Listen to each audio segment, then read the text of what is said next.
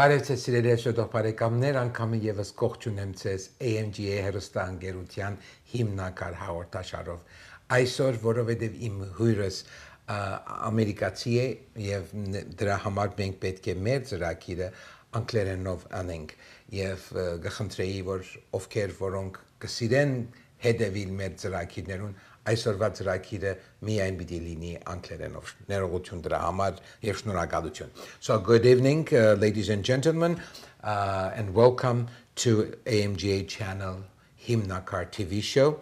As you know, Himnakar means in Armenian, in English, foundation, the basis, because we strongly believe that a healthy family is the foundation of healthy society.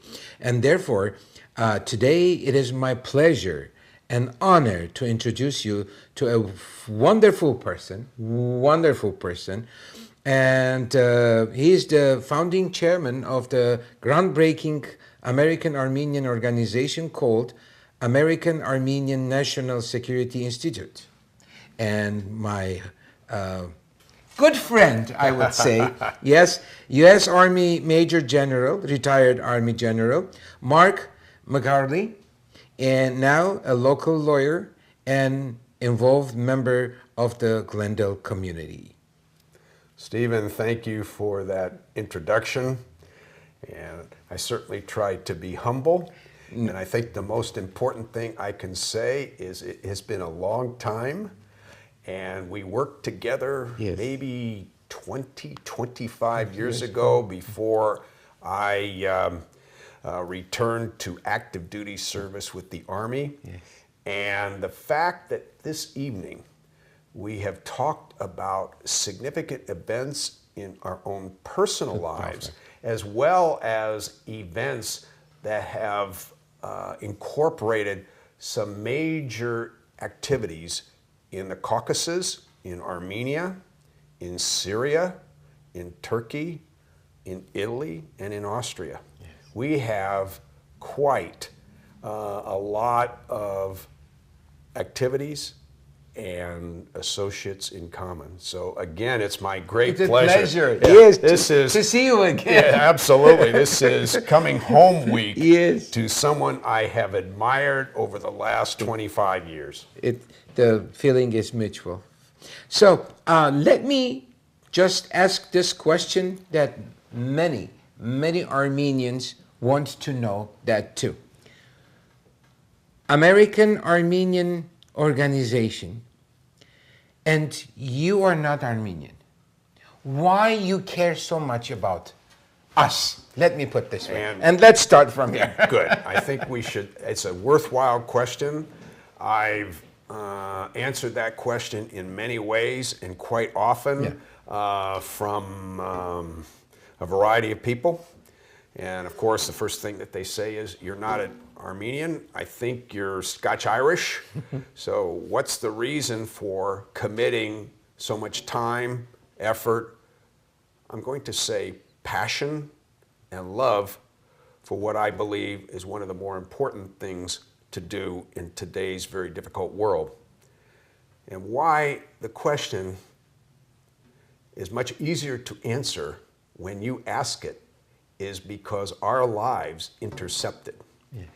And as I was discussing with you, back in the mid-'80s, of course, Iran, addressing multiple parts of the Middle East and the Caucasus. And Iran at that time, Khomeini, had seized power. And there were thousands of Armenian Iranians who desperately wanted to leave Iran because they were subject to persecution. And they believed, and rightfully so, that they must leave with their families and find some place without violence and intimidation. And of course, they considered America. And I was a young lawyer. I had been in the Army briefly. I went back to the practice of law in the late 70s. And an Armenian young man came to my office, Armenian American, or soon to be American, and he said, I need help with immigration. And I didn't know a thing about immigration. But his story was so poignant about what he had undergone in Tehran. And I said, I'm just going to learn immigration law by myself. And I did, and I successfully assisted this young man in moving forward with, at that time, an asylum application based upon what he had undergone in Iran. And then one thing led to another, and I became very, very involved in immigrating Armenian families from Iran. And I must have done, if I calculate correctly, I think somewhere almost 400 families that I was able to bring into the United States to establish new homes, to find a place which is safe, where they could raise their children without fear of violence and the threats of violence. They usually used Europe as a bridge. Yes, between. That's absolutely. why they came there. And they came there, and right. as we discussed earlier, and you equally have a similar experience, I used Stuttgart in Germany as that bridge. Yeah. So that was the first, and then as I moved forward, my name began to circulate in the Armenian community, and one thing led to another. And the next real opportunity to make something of a contribution to those I had come to love was in the work with a variety of other lawyers on the genocide cases. There was a lawyer with whom I spent a good amount of time. His name passed away 2 or 3 years ago, Varkas Yagayan. And a good friend of mine. as well as Mark Garagos and Brian Kabatek, those were the three leaders in moving forward with the New York Life case, which was really the first case in which Armenian Americans had successfully sued an insurance company for failure to pay insurance benefits. You know the story. American companies, French companies, German companies sold these insurance policies. They were worth maybe $1,000. At that time, that must have been and was a whole lot of money to Armenians within really Eastern Armenia. And then the genocide took place, and these were killed. Huge loss of life. And for years and years and years, their children would send letters to the insurance companies and say, my father, my mother, my uncle, aunt, they passed away. I have this paper. It says that my father's life was insured for $1,000 or so by New York Life. And of course, New York Life declined. And the argument was, well, you can't even show where the body is. You have no death certificate. And so for years, nothing was done. And so the three lawyers whom I mentioned, Varkas Yagayan, Mark Garagos, Brian Kabatek, courageously with others, and I was one of the others who assisted Varkas Yagayan because I have a knack of drafting pleadings. And they went forward, and as a consequence of extraordinarily hard work and courage, going against a huge insurance company like New York Life, and thereafter a French insurance company and a German insurance company, millions of dollars were recovered for Armenians, Armenian Americans, and Armenians around the world. And of course, that effort is underway. I understand that there are challenges as a result of some issues about the management administration of the distribution of the proceeds. But I will say that for me personally, that was an exercise in service, in helping those who could not help themselves. Two great uncles were there. They were teachers, Hovagimians. And then Yeah, I there don't were want to these- belabor this, but after that, my name became more prominently identifiable in the Armenian community, especially Glendale. And I had a successive series. At that time, I was practicing, still am now after retirement, but practicing law, had a huge number of Armenian clients.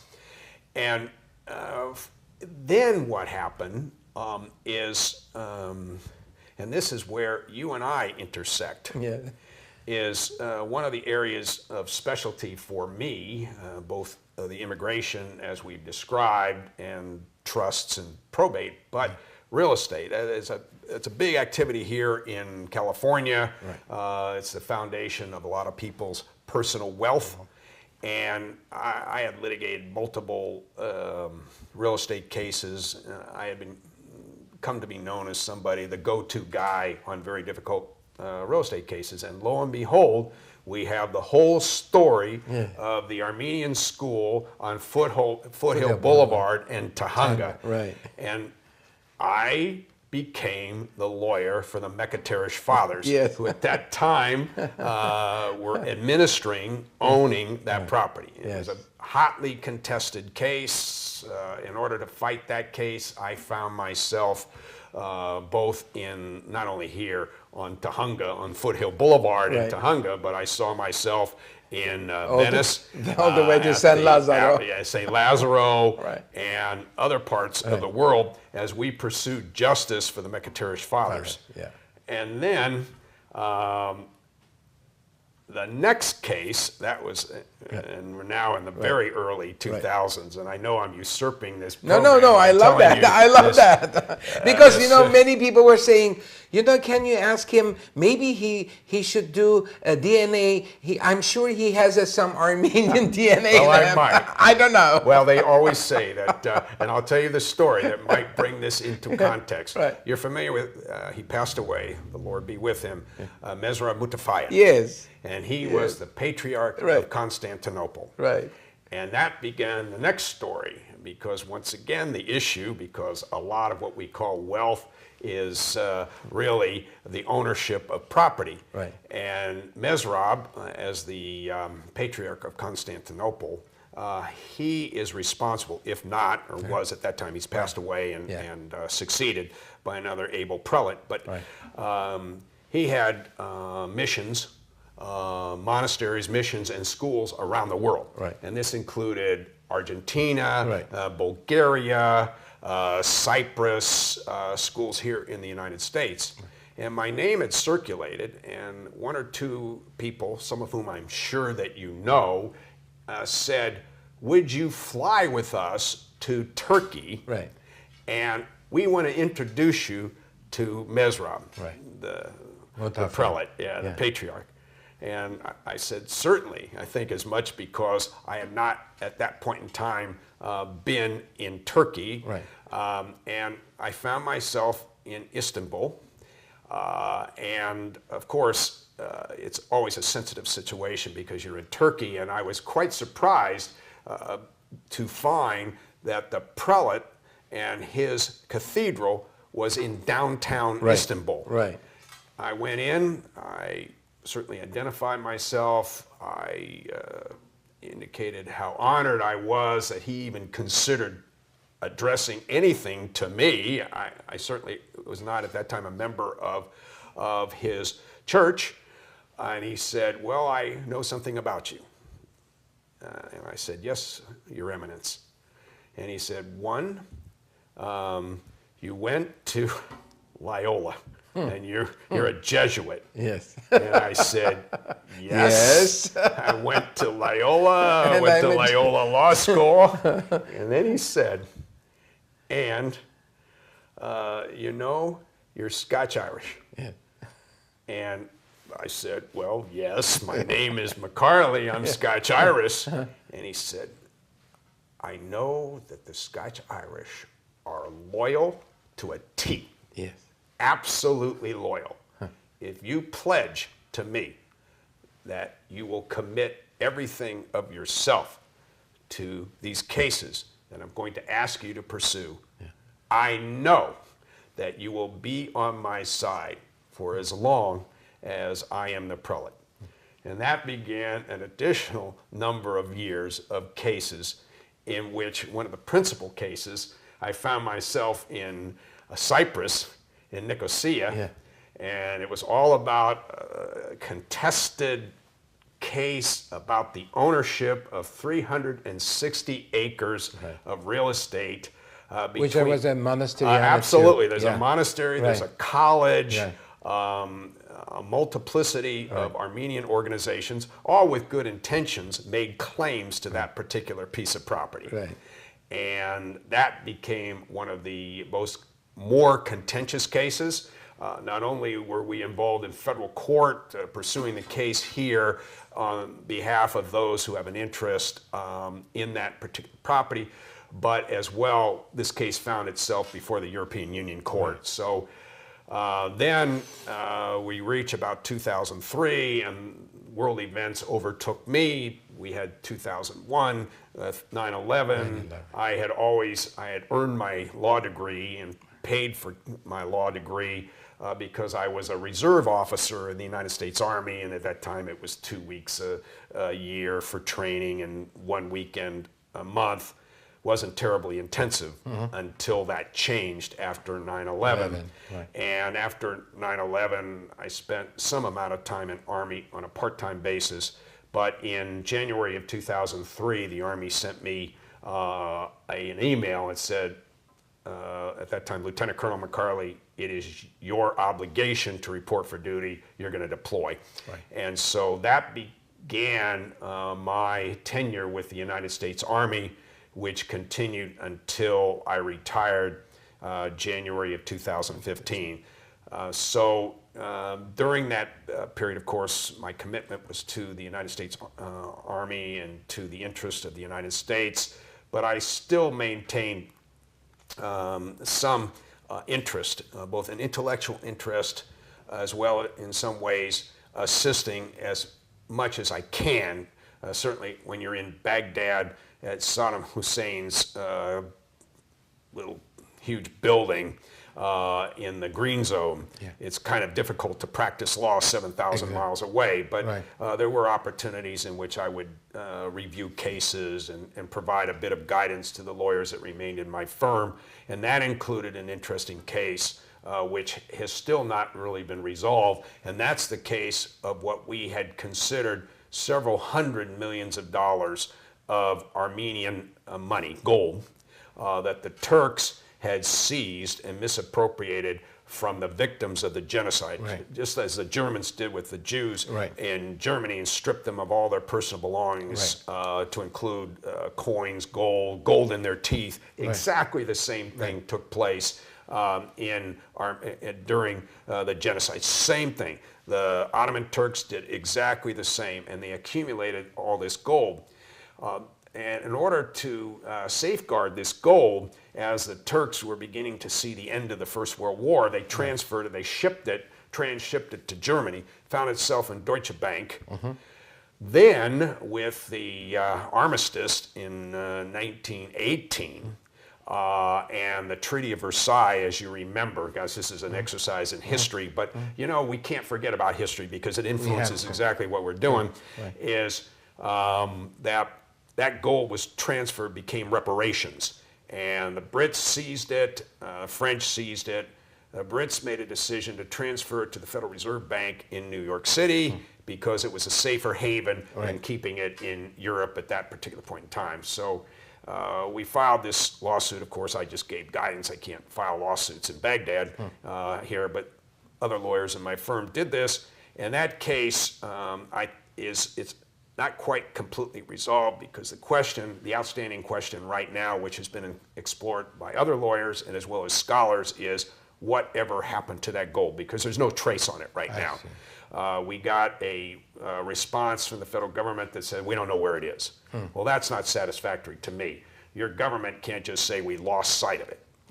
because that suggests that And the Deutsche Bank is saying the same thing. Same thing. The Deutsche Bank, at least from a trace, we Right. know that it got to the Federal Reserve. Right. After that, nobody knows. Okay. So it was sent to United States. That's what we have argued aggressively. Right. Certainly, some of the lawyers in my firm, at my instigation, while I was still in the Army, can't practice law in the Army, but I can certainly provide suggestions, as I did over a satellite phone at 2 o'clock in the morning, Baghdad time, and then got back to work to do what I was obligated to do as a soldier in the United States Army. But and that one thing led to another, and so as the time we're going through my own commitment to service in the armed forces of the United States.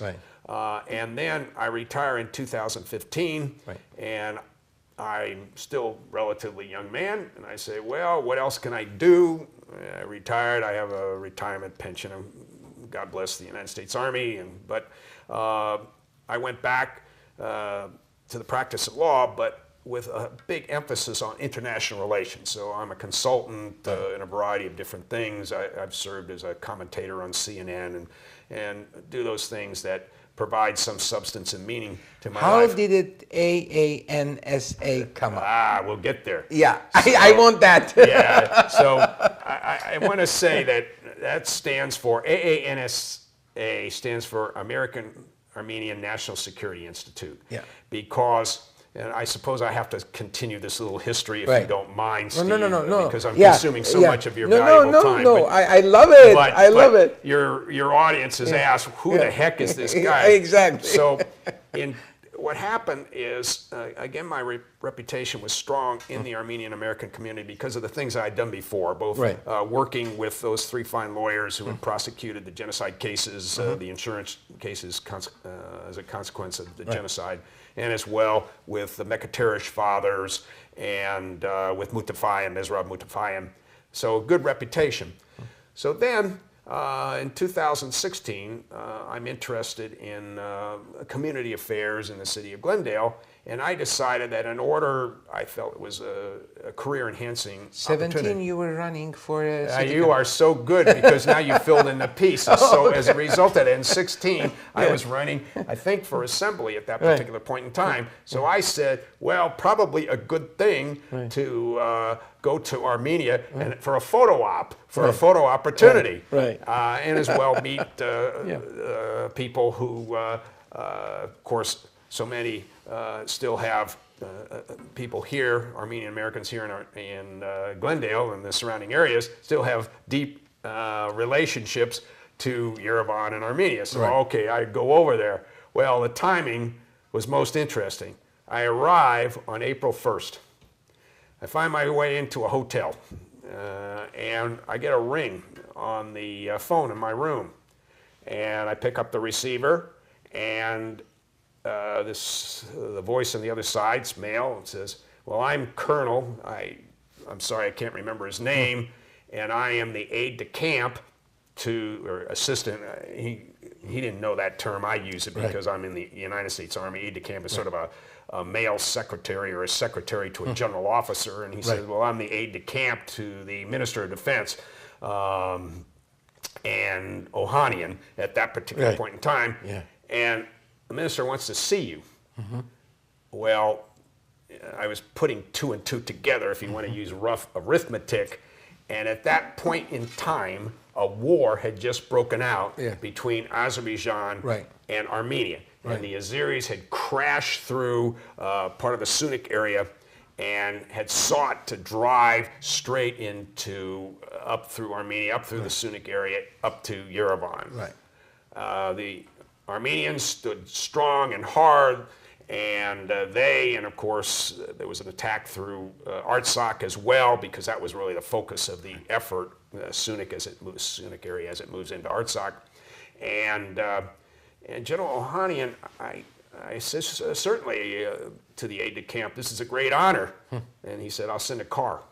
And so an hour later, I find myself out at what we call the Armenian Pentagon. Yes. And I meet... the new one. The new one. The minister. Minister Ohanian. And I think perhaps he was somewhat confused, because I think he believed that I had been sent by the United States Oh. government. No, in fact, I am a retiree who is here to meet friends who could help my political campaign.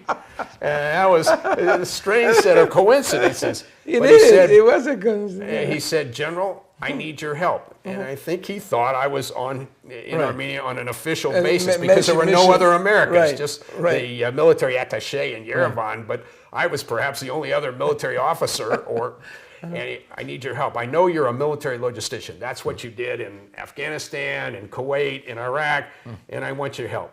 Yes, sir. What do you want me to do? I want you to go out to Artsakh, Nagorno-Karabakh. I'm going to give you, we don't have a helicopter. I know you American generals, you fly everywhere in your own personal helicopters. Your army is so rich, you can fly to every place because you all have helicopters. But we have one hard car, which is a armored car, and I'll give you one security person. And I want you to go out and look at some logistical issues. Logistics is basically what drives success in a war. It's one thing to have a great plan, but at the end of the day, and this is Napoleon who also said this, you have those amateur thinkers who believe that with a great plan or a great scheme they can win. But at the end of the day, and this is equally applicable right now to Ukraine, it's logistics, how you get supplies, front forward, weapons, armament, food, people, to do what needs to be done. You have to have a great plan, but you have to have a logistics backup. So I said, certainly. So I took that trip. It must have been 13, 14 hours because we were going at 20 miles an hour. There's potholes all over the place as you go up the Caucasus.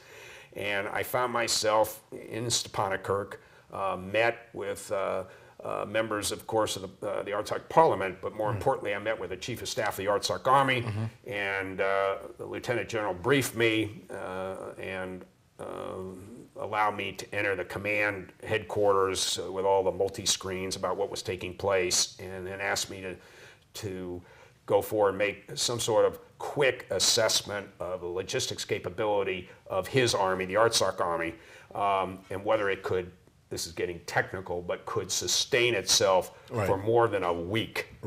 Which is all about, you can have the fiercest fighters, and certainly Armenians of Artsakh, there's no question about their courage, their military understanding, technical skills, everything good, except the supply chain. Which, and I came back, I said, I don't think you've got more than a couple of days left at this point in time in terms of armament. You're getting stuff coming in a wee bit from Armenia, but you can't fly this stuff in. It has to go up the Caucasus Road, food service, all these little things that are so necessary to win wars just wasn't there. And I met with them, it must have been Thursday or so, and we're in the chief's office. And then he says, General MacCarley, can you excuse me? I'm meeting with the president of Russia. And I excused myself. He had the conference with the president, and a couple of hours later, a ceasefire was brokered by Russia between Azerbaijan and Armenia. Putin, Putin, and that ended the war in 2016. Which he could do. He potentially he could do that during the 44-day. Yeah, absolutely. But he wanted that. He wanted the war. So this is a manipulation on the part of Russia and Turkey as well. They're both hegemons. Of course. To use that fancy word, which basically say both, and Iran, both have, all three have interest in expanding their orbit of control and dominance. All three of them have that. And to stifle Armenia in the center of that orbit of Turkey, Iran, and Russia, such an extraordinarily difficult position to be in. So I had made my reputation, I suppose, in Armenia. And so I continued the next couple of years in making speeches, writing an article here and there. And then jumping forward to the 44-day war. War started, and I couldn't get into the country at that time. It was shut down, even with my press credentials and journalistic credentials, I couldn't get in. A lot of journalists were getting killed in Artsakh at that particular point in time, and Artsakh officials said no.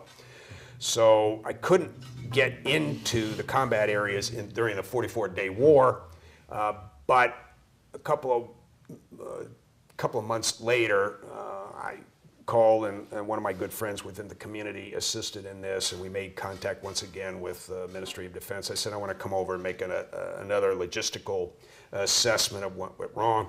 And again, it related to a couple of things. One is logistics, and logistics related to weapon systems. And weapon systems, as so many of your viewers, you've discussed it, I know you have, about drone systems, yes, cyber attacks, yes, the fact that Azerbaijan saw itself well equipped with Turkish and Israeli weapons, Bayraktars, and the Armenians, you could visually see that the attacks would take place. The Turkey and the Turkish got very good at standoff fighting. Standoff means they don't even engage the courageous Armenians on the ground. They're out there up in the sky at 10,000 feet. They've got observation drones, and then they have attack zones.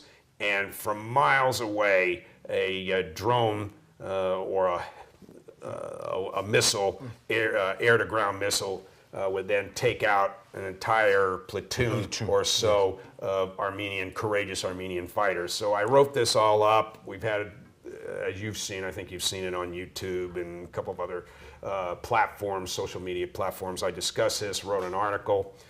And then to come forward to answering your question, gosh, I took so long to answer your question. I said, and I made this assessment, and I said, Armenia itself is challenged, of course, by multiple players. As I said, this orbit of hegemons pulling in multiple directions. And within Armenia itself, and sometimes reflected here with the diaspora, you have various political sections, sometimes divisive, and they're all vying for power and influence.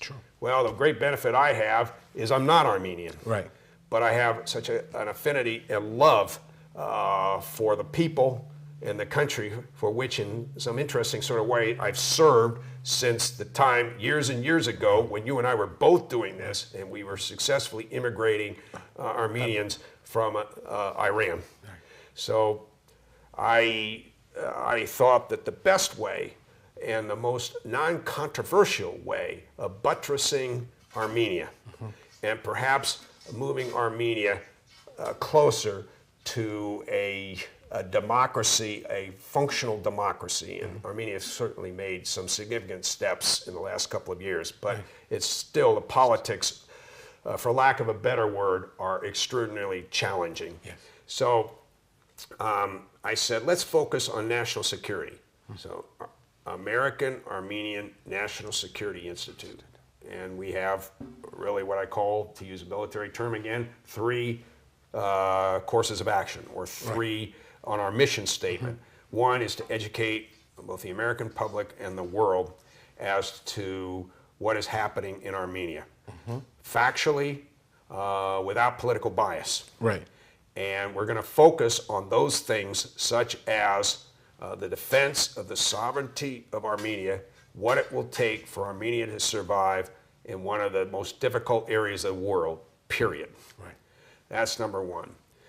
Second one, because we are, and I founded the organization with the intent that it be a nonprofit, a charitable organization, is that we support the veterans hospitals in Armenia and in Artsakh. And we made significant contributions resulting from our yearly banquets and smaller events during the course of the year. And then the final one is, as we say, the continued education really of young people, and our next line, or what we call course of action, and that is to take small groups of young people to Armenia for about 10 days, and the purpose is to train them in what we call response and recovery skills, very similar, since your viewership knows that the earthquake took place in Syria and Turkey, and there's a huge loss of life, at least published now 12,000, but I'm sure that number more is double than that. But you have those people who have expertise in medicine, casualty care, what we call response and recovery, going in and trying to search for those who are lost, and we call those members, they will become part of the Humanitarian Support Brigade, which allows us, and there were efforts to do this. I saw it in the 2016 war, which never got off the ground, and as well in the 2044-day war. And so this is a formal process. It's not military in any sense of the word. Nobody's taught to shoot. You're not, when you're over there, you're not involved in frontline combat, but certainly from a medical standpoint, you provide assistance to hospitals and other facilities that are assisting those soldiers who have suffered terrible injuries. And as well, if there's a bombardment, you're going to be out there and assisting Armenian Red Cross and other organizations. But this provides structure. And the goal is that we have a certain number of these qualified, mostly young people, who are able to deploy, just as there are some humanitarian organizations right now who are moving into Turkey within about 96 hours. So the event takes place, and we're able to fly them, not at their expense, but at our expense, and other charitable organizations, and fly them to Yerevan for the purpose of assisting. And it gives that sense of purpose. Question. Let me put it this way. Yeah. Were you been welcomed by the government, or there was some red tapes that you had to go through? No, I think certainly you are much more familiar than I am. The government of Armenia has been receptive, right? But it is, for lack of a better term, conflicted. Right. You'll see that in the parliament. There are multiple parties. Right. There are those within the parliament and within the population at large who are more comfortable with their Russian masters. Right. Maybe that's the wrong word. Yes. But yes, certainly yeah. Russia, Yeah. the Soviet Union before 1989. Right. Certainly was the master of Armenia, Azerbaijan, Georgia. Right. And there are many in Armenia who want to see a return to that sort of stability that they feel would be assured by Russia. Now, there might be some change of heart right now because of what they are now seeing occurring in Ukraine, where another former republic has been the site of a horrible war initiated by Russia. And then you have those within the parliament in Armenia, and as well, people, students, entrepreneurs, young people developing businesses, all sorts of good Armenians who are saying, no, let's consider looking to the West, to look west. And because like Georgia did. Yeah, like Georgia did. That's an excellent analogy, like Georgia did. And there might be some real benefits to establishing a deeper relationship with Western Europe, if not the United States. And so when I'm in Armenia, the tension is palpable. Everyone's kind and considerate and respectful.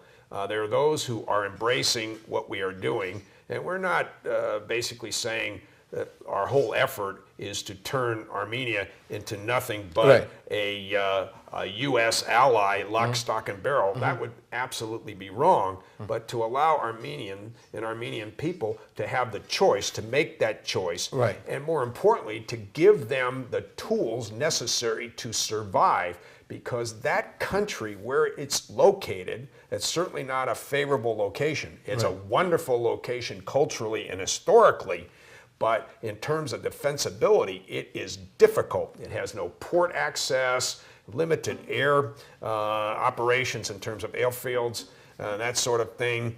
Doesn't have a significant number of natural resources, but the greatest resource is its people.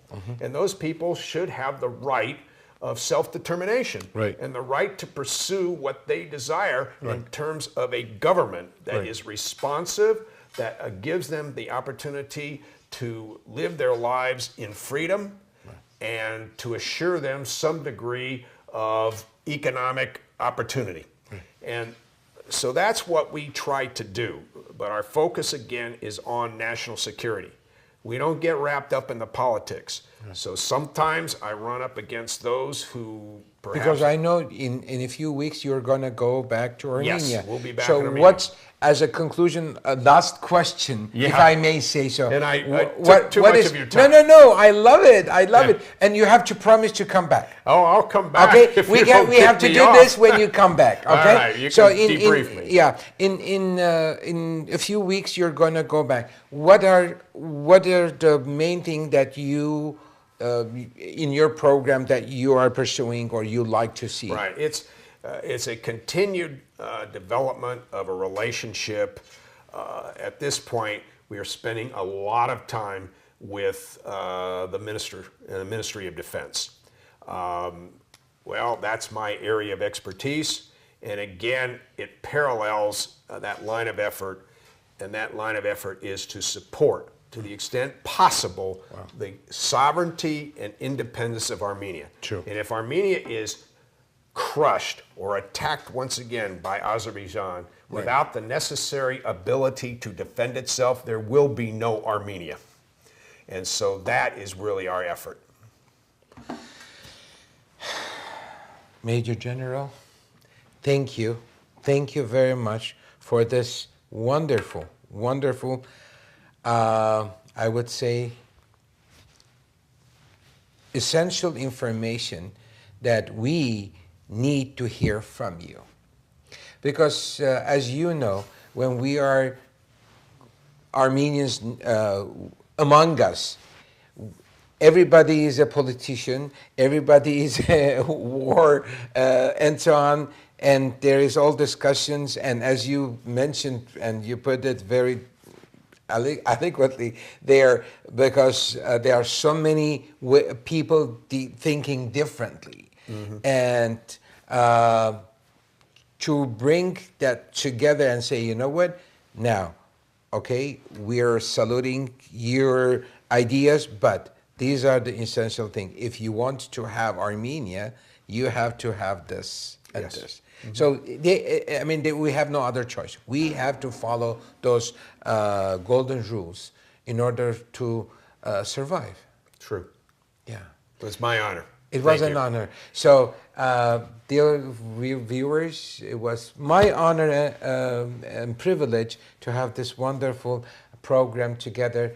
And you promised that when you come back from Armenia back, we're going to have another program. Good. I look forward to it. Սիրելի հերոստատող բարեկամներ, այսպեսով վերջացնենք մեր այսօրվա ելույթը։ Ցանկանում ենք ձեզ բոլորիդ բարի աշխատանք, բարի կյանք մեր մայր հայրենիքին, պայծառ երկինք եւ կանաչ ճանապարհ.